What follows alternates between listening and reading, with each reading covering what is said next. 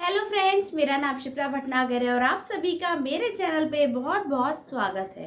Friends, आज मैं एक बहुत अच्छी स्टोरी लेके आई हूँ जिसका नाम है अपने आप से प्यार करो। हमें हर हाल में अपने आप से प्यार करना चाहिए। तो चलिए स्टोरी में देखते हैं क्या होता है। एक गांव में एक आदमी रहता था। वो उसकी एक आदत थी कि वो रोज सुबह उठ के अपने पास के पहाड़ों पर जाता था और थोड़ी देर वहां समय बिताता था और फिर वापस आ जाता था। वहां बैठना उसको बहुत अच्छा लगता था। एक दिन वो सुबह सुबह निकल रहा था तो उसका जो छोटा सा बच्चा था वो जगा हुआ था और वो बोला, पिताजी मैं भी आपके साथ चलूंगा।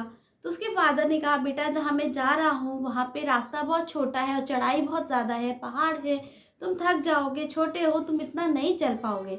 लेकिन बच्चा नहीं माना और बच्चे ने अपने फादर का हाथ कस के पकड़ लिया। इतना प्यार भरा स्पर्श देखकर पिता भी पिघल गए और बोले, अच्छा चलो, लेकिन रास्ता थोड़ा डिफिकल्ट है, आराम से चलना, क्योंकि वहां पे एक साइड में पहाड़ है, एक साइड में खाई है, थोड़ा सा आराम से चलना। उसने कहा, ठीक है पापा। वो उनके पीछे पीछे चलने लगा। अब लड़का और उसका जो बच्चा था वो दोनों साथ में चलने लगे।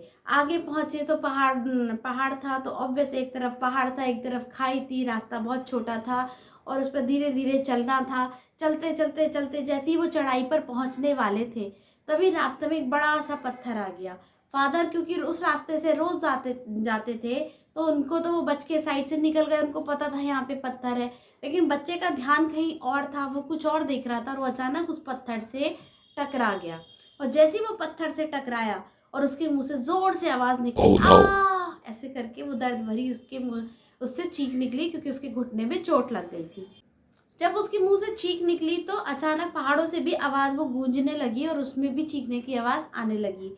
वो बच्चा थोड़ा घबरा गया, उसको उससे पहले इसके बारे में कुछ पता नहीं था कि ऐसा भी कुछ इको कुछ होता है। तो उसने सोचा कि कोई यहाँ पर छुप कर बैठा है और मेरे चोट लगी है, मेरा मजाक उड़ा रहा है। तो उसको गुस्सा आ गया बच्चे को और वो जोर से चिल्लाया, बोले, कौन हो तुम?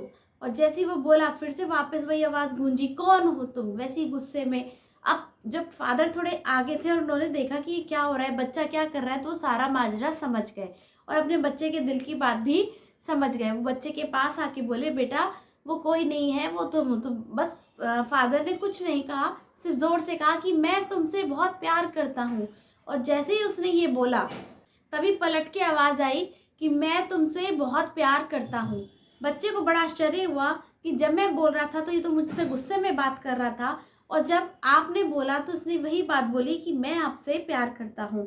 तो पापा ने उसको समझाया कि बेटा ये कुछ नहीं था, जो ये बोल रहे थे वो हमारे ही आवाज थी और हमारी आवाज वापस आती है। हम प्रकृति को जैसा देते हैं वही लौटकर हमारे पास आता है। अगर हम इसको अच्छा बोलेंगे तो ये हमें अच्छा रिटर्न करेगा, और अगर हम इसको बुरा बोलेंगे तो बुरा हमको बोलेगा। इसी के साथ उन्होंने एक सेंटेंस और बोला कि, और अपने बच्चे से भी कहा कि चलो तुम भी मेरे साथ बोलो। तो दोनों फादर और पिता ने एक सेंटेंस बोला, तुम बहुत अच्छे इंसान हो। तो वापस पलट के वही आवाज आई कि तुम एक बहुत अच्छे इंसान हो।